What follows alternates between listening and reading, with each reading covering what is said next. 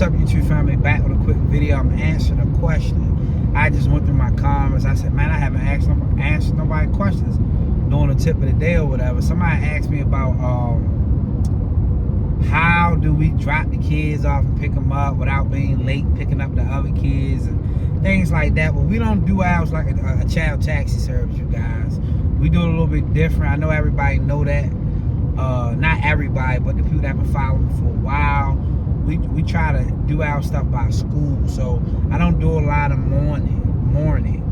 I do a little bit of morning, but we make the people come to us to a specific location, and then we take those kids to school.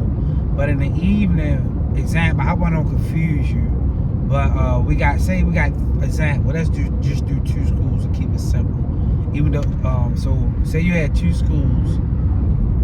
Like right now, we got about 20-something kids at one school, so one van can't go there. So we'll have a van come there early at 3 o'clock, pick up 7 of them, take them 7 to the Boys and Girls Club, and then that van will go pick up another group from another school, which is 5 minutes away from the school that she went to the first time to pick up the Boys and Girls Club kids. Then, because you got 2 different pickup times at this school, then another person get there at 3:15, pick up about 12, 13 kids, and then they just drop everybody off. You use the thing on my Google. We just type the addresses in there, and they give you the best way, the shortest route to drop each child off. So we're never, it's never no confusion, because we picking all the kids up from one location, and then we drop each child off in line, you know, and then we try to always make it end up the last person that get dropped off is closer to where we park the vehicles at. That way that driver can get back, park the vehicle, and pick up their vehicle. So that's how we do it. Now, if you did do your stuff like a taxi cab company, you can make more money if you did like basketball practice, basketball games, at school programs, field trips, stuff like that. We just don't do because to be honest with you, we got other businesses and we got careers. Like, I'm in the mental health field, my wife a therapist. I do pressure washing. So we work for companies and we got our own thing going on. So for us, we didn't want to do the taxi service thing. But if this is all you doing outside of your job, I truly feel like you need to utilize those vehicles and do every perspective of child transportation if you're only doing 2 things, because you'll bring your money up. But for us, it was just too much running. We couldn't do it. We tried it.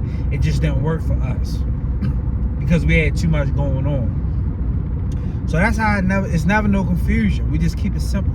We keep it just like that.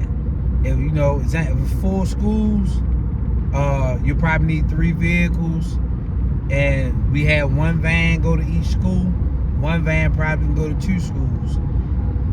You know, that's how we do it.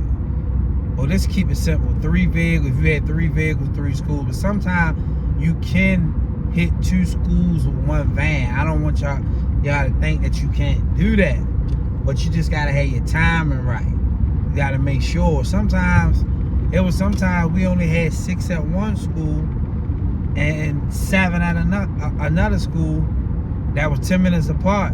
So that van would go to that school first, pick up the first 6.